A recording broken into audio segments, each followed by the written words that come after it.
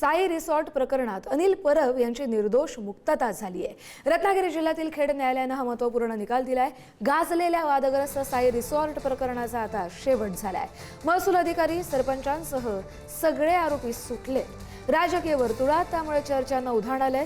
रत्नागिरी जिल्ह्यातील दापोली तालुक्यातल्या मुरुड इथलं वादग्रस्त साई रिसॉर्ट प्रकरणी खेडमधले अतिरिक्त जिल्हा आणि सत्र न्यायालयानं शिवसेनेचे नेते तथा रत्नागिरीचे माजी पालकमंत्री, माजी मंत्री अनिल परब यांच्यासह सगळ्या आरोपींची निर्दोष मुक्तता केली आहे। या निकालामुळे गेल्या काही वर्षांपासून गाजत असलेल्या प्रकरणावर अखेर पडदा पडलाय। याच प्रकरणात तत्कालीन उपविभागीय प्रांताधिकारी, महसूल अधिकारी आणि मुरुड इथल्या तत्कालीन सरपंच यांच्यावर देखील गुन्हा दाखल झाला होता।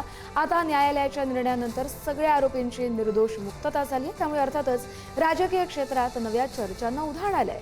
या प्रकरणाचा शेवट कायदेशीररित्या झाला असला तरी त्याचे पडसाद राजकारणात उमटत राहण्याची शक्यता व्यक्त केली जाते आहे।